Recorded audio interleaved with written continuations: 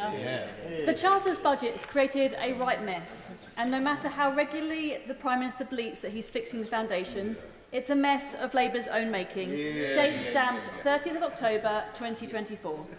The OBR has forensically dismantled their pathetic fallacy of the £22 billion black hole. But even if they hadn't, my constituents aren't stupid.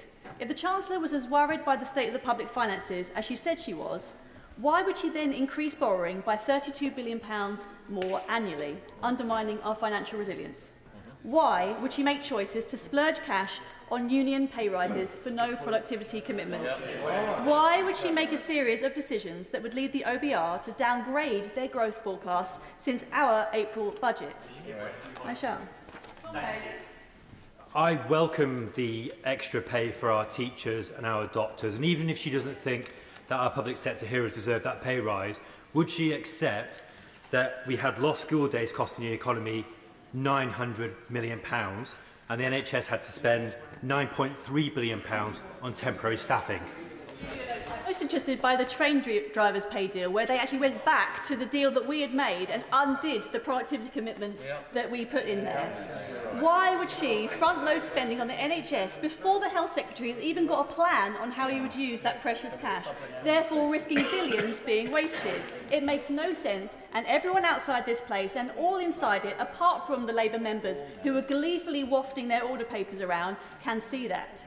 She's asking for an extra £40 billion in taxes from the British people, and it's largely been taken from some of the most productive, entrepreneurial people in the country, the people who provide jobs and who do the right thing. And I worry very deeply that their good money is going to be poured into the public sector and benefits without any noticeable improvement in public services. And when that happens, the Chancellor's going to be coming back for more. And the incentive for anyone in this country to be entrepreneurial, to stick their neck out, to take the risk of employing people, to build true wealth for this nation will diminish.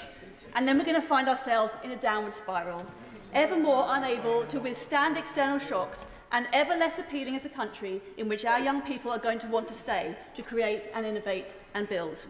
Now, as we know, a big chunk of that £40 billion is coming from the sneaky rise in employer national insurance, something the government obscured from their plans in July.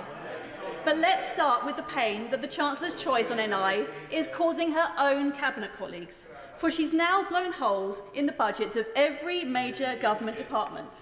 The Health Secretary's now got problems with GPs, with pharmacies, social care, hospices. The Deputy Prime Minister, no, I'm afraid there's not enough time.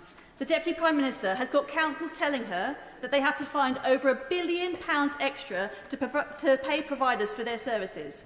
The Culture Secretary has got charities and tourism businesses and cultural venues all telling her they've got major problems.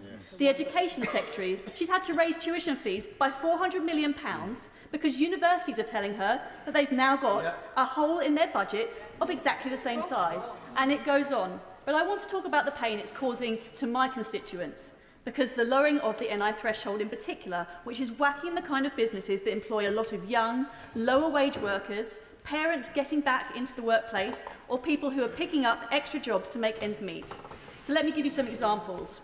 First, a local after-school club provider employing 34 people and offering wraparound clubs that help out hundreds of Havering families, the kind of clubs that make that work-family juggle survivable.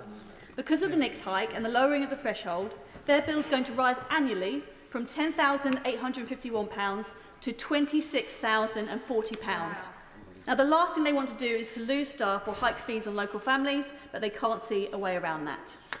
An outdoor activities business gives young people across London the most amazing opportunities. Their costs next year are going to increase by £70,000 as a direct result of this budget. They now worry that they won't be able to fund their young people's bursary that's currently providing over 1,300 disadvantaged kids in the region outdoor experiences. Third, a home care business that looks after older people in Havering. Their branch in Hornchurch faces paying an extra £100,000 a year, making it loss-making from April. No, I'm afraid there is simply not enough time. This is absolutely crazy. And finally, I want to mention a small private school in my constituency.